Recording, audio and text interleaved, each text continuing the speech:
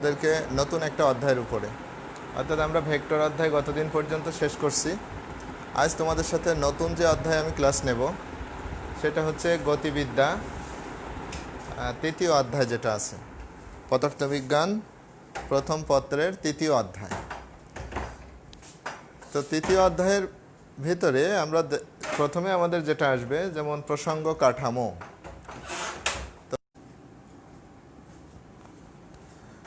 তো প্রসঙ্গ কাঠামো কাকে বলে? যে দৃঢ় বস্তুর সাপেক্ষে কোনো কিছুকে বিবেচনা করা হয় তাকে বলি আমরা প্রসঙ্গ কাঠামো।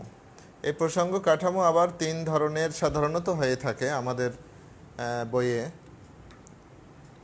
4 ডাইমেনশনাল এখনও আমাদের বইগুলোতে ইনক্লুড হয়নি।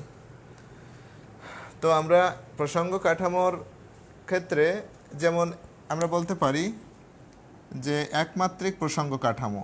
এক হচ্ছে একমাত্রিক, দুই হচ্ছে দ্বিমাত্রিক, আর তিন হচ্ছে ত্রিমাত্রিক।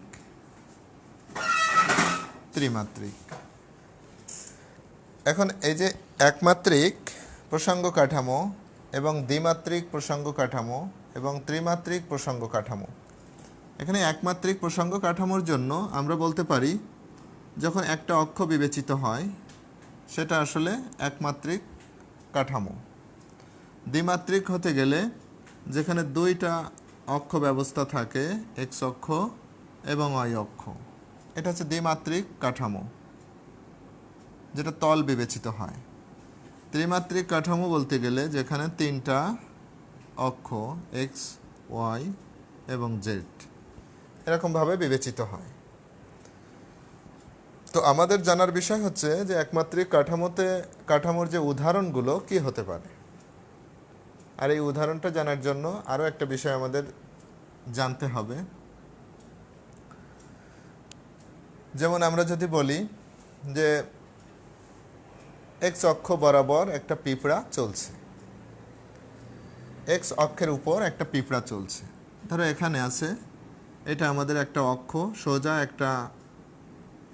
সোজা রশ্মি, এর উপর দিয়ে একটা পিঁপড়া, ছোট্ট একটা পিঁপড়া এরকম চলছে, এরকম পিঁপড়াগুলো চলছে। তো আমরা যখন দেখব যে সরু সুতার উপর দিয়ে একটা পিঁপড়া চলছে, একটা সরু সুতাকে এরকম টেনে তোমরা লম্বা করে রাখছো, ধরো এরকম হতে পারে, আমাদের এই তারটাই আমি দেখাই, ধরো এরকম একটা বিষয়, এই যে সরু সুতা। তো এর উপর দিয়ে যদি কোনো একটা পিঁপড়া এই ডান প্রান্ত থেকে, আমার ডান প্রান্ত এদিক থেকে যদি এই সুতার উপর দিয়ে চলতে থাকে, তো তার কিন্তু একটা দিকেই আছে। এজন্য এটাকে আমরা বলছি একমাত্রিক গতির উদাহরণ, একমাত্রিক ব্যবস্থা। তো একমাত্রিক গতি। এরপরে আমরা যদি দ্বিমাত্রিক গতির ক্ষেত্রে দেখতে চাই, দ্বিমাত্রিকটা কেমন হবে? যে একটা তল, এরকম একটা তল বিবেচনা করলাম, একটা বইয়ের তল বা একটা খাতার তল বা আমাদের হাতের তালু, এটা বিবেচনা করলাম। তো সেক্ষেত্রে এর উপরে যদি কোনো পিঁপড়া চলে এই তলের উপরে, তাহলে সেটাকে আমরা কি বলবো? দ্বিমাত্রিক কাঠামো। অর্থাৎ একটা তল বিবেচনা করলাম, এর উপরে যদি কিছু চলে পিঁপড়া, এগুলো হচ্ছে কি দ্বিমাত্রিক প্রসঙ্গ কাঠামোর উদাহরণ। এরকমভাবে ত্রিমাত্রিক কেমন হতে পারে? যে উড়ন্ত কোনো কিছু, যেমন পিঁপড়া যখন পাখা গজায় তখন আসলে পিঁপড়া কিন্তু উঠতে চেষ্টা করে। তো পিঁপড়া যদি উড়ে যায় তখন তার অবস্থান বিবেচনার জন্য আমাদের এই কাঠামোটা, এই যে ত্রিমাত্রিক প্রসঙ্গ কাঠামো, এই কাঠামো বিবেচনা করতে হয়। এবং এই কাঠামোর এটা ছিল মূল বিন্দু, আর এই মূল বিন্দুর সাপেক্ষে কোনো একটা বিন্দুর অবস্থান যদি পিঁপড়ার, তার জন্য আমাদের এই কাঠামো বিবেচনা করে হিসাব তৈরি করতে হয়। তো আমরা আগেই জেনে আসছি যে প্রসঙ্গ কাঠামোর যে বিষয়টা আমাদের ছিল সেখানে কিন্তু আমাদের আগেই বলা ছিল, অর্থাৎ ভেক্টর ক্লাসে নেওয়ার সময়, যে প্রসঙ্গ কাঠামোর মূল বিন্দু হতে কোনো বিন্দুর অবস্থান যে ভেক্টর দ্বারা প্রকাশ করা হয় তাকে আমরা কি বলি? অবস্থান ভেক্টর।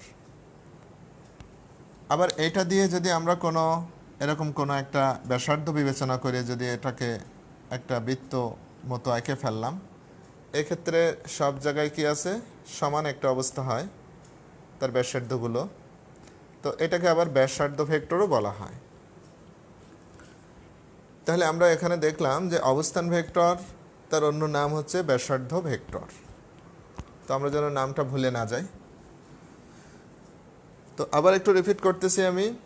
প্রথম হচ্ছে একমাত্রিক প্রসঙ্গ কাঠামোর উদাহরণ। তোমরা একটু খেয়াল করো, এটা কি হতে পারে, একটা পিঁপড়া যখন কোনো রশির উপর দিয়ে চলে, সুতার উপর দিয়ে, সরু সুতার উপর দিয়ে চলে একদিকে, তখন সেটাকে আমরা বলি একমাত্রিক গতির উদাহরণ।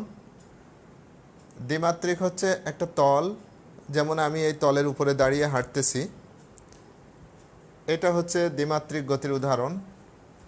আর ত্রিমাত্রিক হচ্ছে যখন পিঁপড়ার পাখা গজায়, অর্থাৎ উড়ন্ত কোনো কিছু ত্রিমাত্রিক গতির উদাহরণ। আমরা আরও বলতে পারি, যেমন তোমাদের পুকুরের ভিতরে যে মাছগুলো যে চলে, মাছ, বা আমরা পুকুরে ডুব দেই, ডুব দিয়ে অনেক নিচে চলে যাই, এটাও কিন্তু আসলে ত্রিমাত্রিক গতির উদাহরণ, ত্রিমাত্রিক। এরপরে আছে আমাদের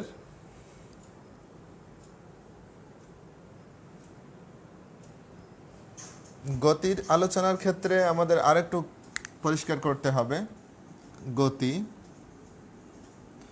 এই গতির ক্ষেত্রে আমরা কয়েক ধরনের গতি দেখতে পাই, যেমন চলন গতি,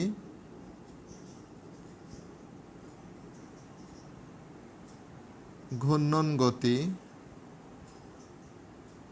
তোমরা একটু লিখে নাও সবাই,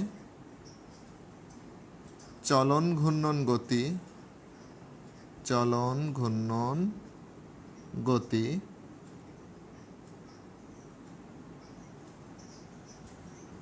পর্যাবৃত্ত গতি, পর্যাবৃত্ত গতি। স্পন্দন গতি।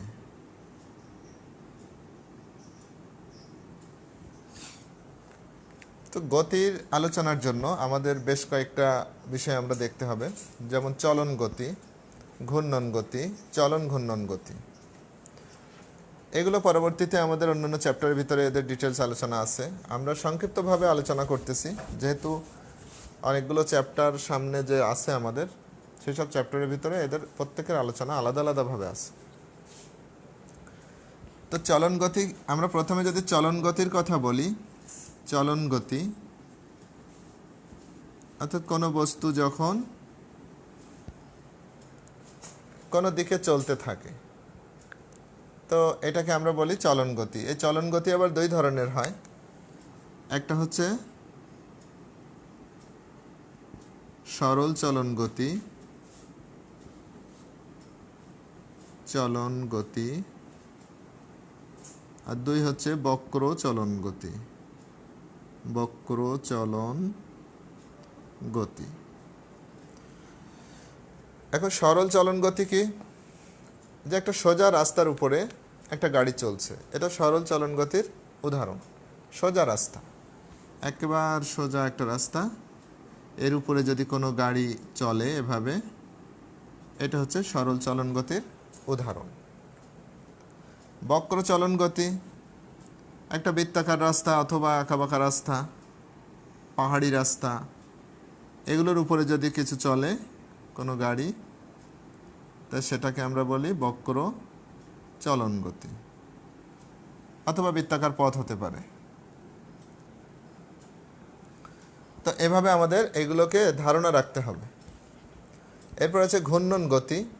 ঘূর্ণন গতি কেমন ছিল? ঘূর্ণন গতি হচ্ছে একটা বিষয়, এখান থেকে যখন একটা গাড়ি এর ভিতর দিয়ে এভাবে এই পথে চললো, এভাবে এভাবে ঘড়ির কাঁটার দিকেই চলছে মনে করো, তো এই যে গতিটা, তার যে চলন, এটা হচ্ছে আমরা এখানে ঘূর্ণন গতি যেটা বলছিলাম। এই যে একটা নির্দিষ্ট বিন্দুকে কেন্দ্র করে সে ঘুরছে। এ ধরনের গতিকে আমরা বলি কি? ঘূর্ণন গতি। এরপরে আছে চলন ঘূর্ণন গতি, যার অন্য নাম আছে, সেটা কি? জটিল গতি। চলন ঘূর্ণন গতির অন্য নাম কি? জটিল গতি। তাহলে আমরা কয়েকটা বিষয়ে কিন্তু আলোচনা শেষ করলাম। এক হচ্ছে চলন গতি কি? চলন গতি দুই ধরনের হয়, সরল চলন গতি এবং বক্র চলন গতি, যেখানে ছবির মাধ্যমে আমরা একটু দেখানোর চেষ্টা করছি। ঘূর্ণন গতিটা কি ছিল? ঘূর্ণন গতি হচ্ছে একটা বৃত্তাকার পথ, ওই পথের উপরে কোনো কিছু ঘুরছে, এটাকে আমরা ঘূর্ণন গতি বলতে পারি। এরপরে আছে জটিল গতি। আসলে জটিল গতিটা হচ্ছে দুইটা গতির একটা রূপ, একটা হচ্ছে চলন গতি এবং ঘূর্ণন গতি, এই দুটা মিলাইয়ে হচ্ছে আমাদের জটিল গতি। যেমন আমরা বাসা বাড়িতে রুটি বানাই, রুটি বেলন দিয়ে আমরা বেলে ফেলি রুটিগুলো। তো ওখানে রুটি বেলার জন্য যে বেলন ব্যবহার করা হয়, ওটা কিন্তু আসলে জটিল গতির উদাহরণ, কারণ ওটা ঘোরে, বেলুনটা ঘোরে আবার চলে, যেটা এরকম কলমটা যেমন এই ঘুরছে আবার চলছে। তো এখানে অথবা এরকম সাইকেলের চাকার গতি, এরকম সাইকেলের চাকার গতি, সে ঘুরে ঘুরে কি হচ্ছে? সামনে আগে যাচ্ছে, সাথে সাথে এক পাক খাচ্ছে, কিছু পথ সে অতিক্রম করে করে যাচ্ছে। তাহলে চলনও হচ্ছে তার, সাথে সাথে ঘূর্ণনও তার থাকছে চাকার, যার কারণে এটাকে বলা হচ্ছে চলন ঘূর্ণন গতি বা জটিল গতি। এরপর আছে আমাদের পর্যাবৃত্ত গতি। পর্যাবৃত্ত গতি হচ্ছে এরকম গতি, যদি কোনো কণার গতি এমন হয় যে একটা নির্দিষ্ট সময় পর পর নির্দিষ্ট স্থানকে অতিক্রম করে, নির্দিষ্ট সময় পর পর নির্দিষ্ট স্থান। যেমন ঘড়ির কাঁটার গতি, আমরা যদি এটাকে দেখি, এটা 12-র ঘর আছে, এখানে 6, এটা মনে করো ঘন্টার কাঁটা বা সেকেন্ডের কাঁটা ধরলাম, এটা মিনিটের কাঁটা, এটা ঘন্টার কাঁটা। তো এই ঘড়ির কাঁটার এই যে সেকেন্ডের কাঁটাটা যখন এরকম এসে পুরা একটা পাক খেলো, এটাকে আমরা বলছি পর্যাবৃত্ত, একটা নির্দিষ্ট সময় পর পর নির্দিষ্ট স্থানকে অতিক্রম করছে। কণার এই গতিকে বলা হয় পর্যাবৃত্ত গতি। এরপর আছে স্পন্দন গতি। যেমন সরল দোলক এরকম হতে পারে, একবার এদিকে গেল, আবার সে ফিরে আসলো, আবার এদিকে গেল, কণার এই গতিকে বলা হয় স্পন্দন গতি। এই স্পন্দন গতির বেশ কিছু বৈশিষ্ট্য রয়ে গেছে। স্পন্দন গতিটা আসলে পর্যাবৃত্ত গতিরই একটা উদাহরণ। আর এখানে ত্বরণ সরণের সমানুপাতিক ও বিপরীতমুখী হয়। যখন কণাটা এখান থেকে এই বিন্দুতে আসে, আবার ফিরে আসে, আবার এখানে এই বিন্দুতে চলে যায়, তো দেখা যাচ্ছে যে ত্বরণ সরণের সমানুপাতিক ও বিপরীতমুখী, যার ব্যাখ্যাটা এরকম: এ ইজ প্রপোর্শনাল মাইনাস এক্স, ত্বরণ সরণের সমানুপাতিক ও বিপরীতমুখী। তো শিক্ষার্থীরা, আমরা এই বিষয়গুলো একটু খেয়াল করি এবং একটু লিখে রাখি নিজেরা। সব রাইটারের বইতে হয়তো এগুলো পাবা না তোমরা। তো আমরা পুঁথিনিলয় কোম্পানির যে বইটা আছে, ওটাতেও আমরা দেখতে পারি, ওটাতে এর কিছু বর্ণনা দেওয়া আছে গতি সম্পর্কে। এছাড়া আমির হোসেন স্যারের বইয়েও, ইসাক স্যারের বইয়েও কিছু আছে। তো আমরা একটু মিলাইয়ে একটু পড়ে নেব।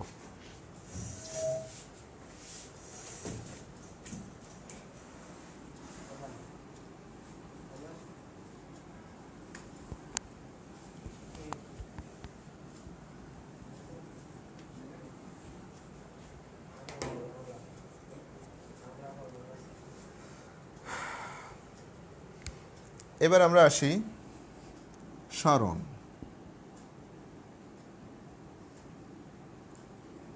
এক নম্বর হচ্ছে সরণ। এখানে আমরা অবস্থান ভেক্টরও বলি, অবস্থান ভেক্টর। এরপরে আমরা 3 নম্বর বেগ, এই তিনটা বিষয় এসএসসিতেই আমরা জেনে আসছি। এখনো আমরা একটু জানবো এটা। সরণ কাকে বলে? পারিপার্শ্বিকের সাপেক্ষে কোনো বস্তুর অবস্থানের পরিবর্তনকে সরণ বলে, নির্দিষ্ট দিকে। তো এখান থেকে একটা বস্তু এ থেকে বিতে পৌঁছালো, তো এই যে এস দূরত্ব বা এক্স দূরত্ব অতিক্রম করলো, এটা হচ্ছে কি বলো? সরণ। আর সরণ একটা ভেক্টর রাশি। তো সরণের মাত্রা যদি আমরা বলতে চাই তাহলে কি আসছে? দৈর্ঘ্য এল, এবং এর একক আসে কি? মিটার। তো সরণের সংজ্ঞা তোমরা জানছো। এরপর আছে অবস্থান ভেক্টর, যেটাকে আমরা দ্বিতীয় অধ্যায়ে করে আসছিলাম। প্রসঙ্গ কাঠামোর মূল বিন্দুর সাপেক্ষে কোনো বিন্দুর অবস্থান যে ভেক্টর দ্বারা প্রকাশ করা হয় তাকে বলি আমরা অবস্থান ভেক্টর। ওখানে সরণ ভেক্টর বলে একটা কথা ছিল এবং অবস্থান ভেক্টর বলে একটা কথা ছিল। তোমরা একটু দেখে নাও। এক্স অক্ষ, ওয়াই অক্ষ, এক্স ওয়াই। প্রসঙ্গ কাঠামোর মূল বিন্দুর সাপেক্ষে কোনো বিন্দুর অবস্থান যে ভেক্টর দ্বারা প্রকাশ করা হয় তাকে বলি আমরা অবস্থান ভেক্টর। এখানে ওপি, ওপিটা হচ্ছে আমাদের আর ভেক্টর, ওপি হচ্ছে অবস্থান ভেক্টর। অনুরূপভাবে যদি আমরা এই চিত্রে এখানে কিউও নিতাম, তো এখানে ও কিউ, এটা সমান আমরা যদি এখানে আর ওয়ান নিতাম, তো এটা হচ্ছে আর ওয়ান, এটাও অবস্থান ভেক্টর। বাট এটা এখান থেকে কিন্তু একটা নির্দিষ্ট দূরত্ব অতিক্রম করছে এবং নির্দিষ্ট দিকেও আছে। এজন্য এটাকে আমরা কি বলতে পারি? ওপিকে আমরা বলতে পারি অবস্থান ভেক্টর, অবস্থান ভেক্টর ও সরণ ভেক্টর। অনুরূপ ও কিউকেও আমরা এটা বলতে পারি। কিন্তু যদি এমন হতো যে আমি যদি এখানে একটা বিন্দু এবং এটা বিবেচনা করতাম এভাবে পি আর কিউ, এখানেও বিন্দু আছে, বাট এইটা শুধুমাত্র এটা, এখানে পি কিউ, এই পি কিউ হচ্ছে আসলে, এটাকে যদি আমি আর ধরি বা ডেল আর ধরি, যে কোনো কিছু ধরলাম ডেল আর, এটা আসলে কিন্তু শুধু সরণ ভেক্টর, অবস্থান ভেক্টর না, সরণ ভেক্টর। তো শিক্ষার্থীরা একটু খেয়াল করো এই জায়গাটা। এখানে আমি কিন্তু এটা যদি আমি এভাবে দেখাতাম ডট ডট দিয়ে এখানে, অথবা আমি কালো করে দেই, বেশি বোল্ড করে দিলাম, পি কিউ, তো এই দুইটা হচ্ছে কি? অবস্থান ভেক্টর আবার সরণ ভেক্টর। আর পি কিউটা হচ্ছে শুধু সরণ ভেক্টর। তাহলে এখান থেকে যে কোশ্চেনটা আমাদের আসে তোমরা একটু লিখে নাও। সকল অবস্থান ভেক্টর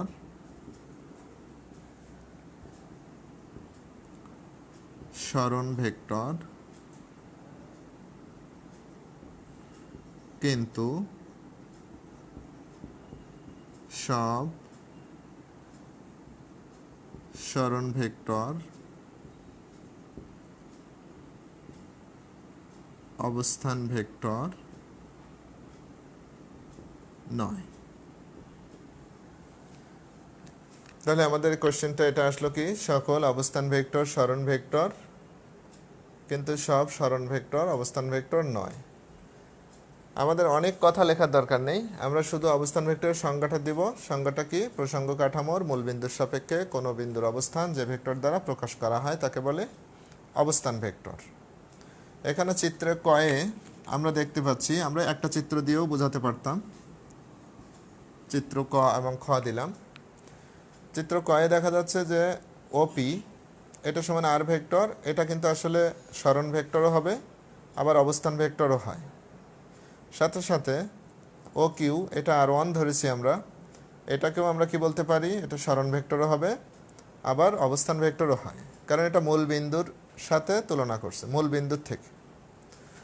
কিন্তু যখন আমরা PQ কে রাখছি শুধুমাত্র একটা দাগ PQ, ওটা কিন্তু মূল বিন্দুর সাপেক্ষে বিবেচিত না। এজন্য এটা শুধু সরণ ভেক্টর, নট অবস্থান ভেক্টর। এজন্য আমরা এখান থেকে বলতে পারি সকল অবস্থান ভেক্টর সরণ ভেক্টর, কিন্তু সব সরণ ভেক্টর অবস্থান ভেক্টর নয়। এরপরে আমাদের কাজ আছে যে বেগ।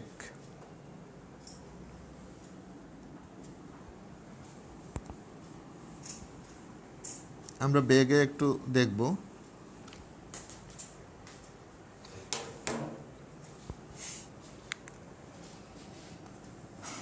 বেগ,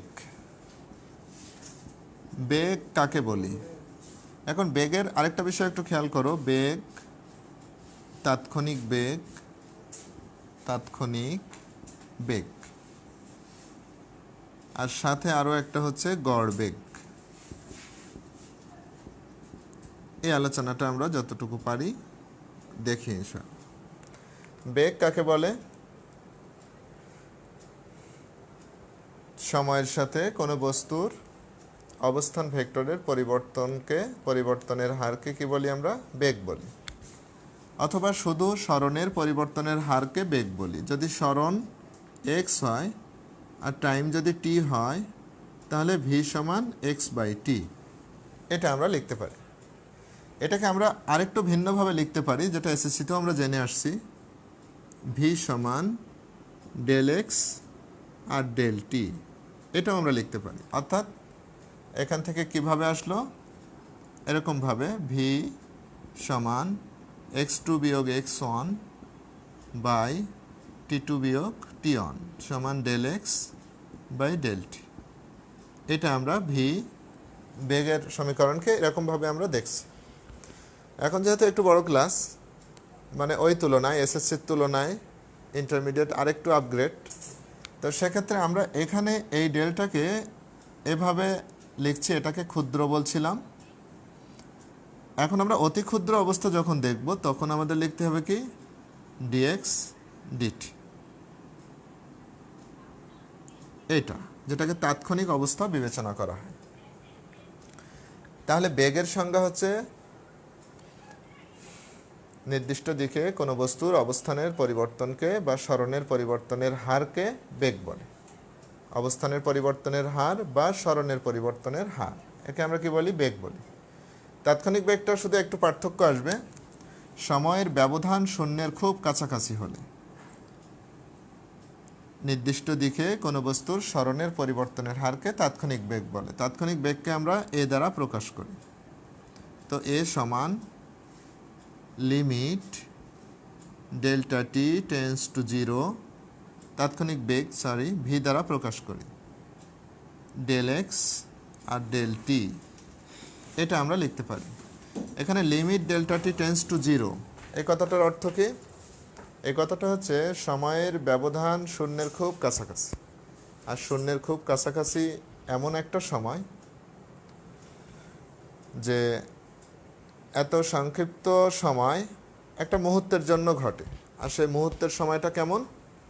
ধরো 1 সেকেন্ডের 1 লক্ষ ভাগের 1 ভাগ, বা 1 মিনিটের মানে কয়েক কোটি ভাগের 1 ভাগ, এরকম ছোট্ট একটা সময়। তো এই জন্য এটাকে আমরা কি বললাম? যে এটাকে তাৎক্ষণিক বললাম। তাহলে ভি ভেক্টর সমান limit delta t tends to 0 del x অথবা ডেল এস ইত্যাদি যে কোনো কিছু আমরা দিতে পারি বাই ডেল টি।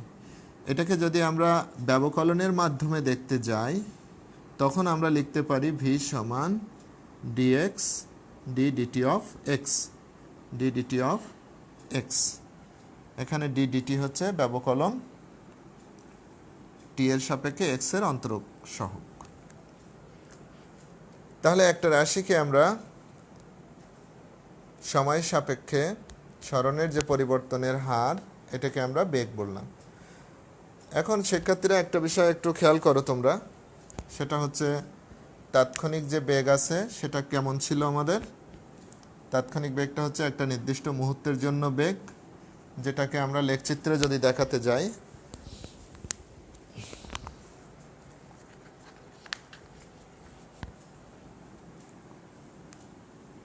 যদি লেখচিত্রে দেখাতে যাই তাহলে এরকম হয়। তাৎক্ষণিক বেগ, এক্স অক্ষ, ওয়াই অক্ষ। এখানে যদি আমরা এমনভাবে কোনো কিছু বিবেচনা করি, একটা বিন্দু পি, একটা বিন্দু নিলাম, এখান থেকে যদি কোনো একটা স্পর্শক টেনে দেই, এই স্পর্শকের যে ঢাল অর্থাৎ এস টি যদি আমরা ঢাল বিবেচনা করতাম, আর এটা যদি আর হয়, তাহলে আমরা ট্যান থিটার সমান কি পাই? টি আর বাই এস আর। অর্থাৎ এটা হচ্ছে যদি এদিকে সময় হয় এবং এদিকে যদি সরণ হয় এক্স, তাহলে আমরা পাচ্ছি এই ট্যান থিটার সমান এক্স বাই টি। অর্থাৎ এ সমান, আমরা এক্স বাই এ সমান না, ভি সমান এক্স বাই টি।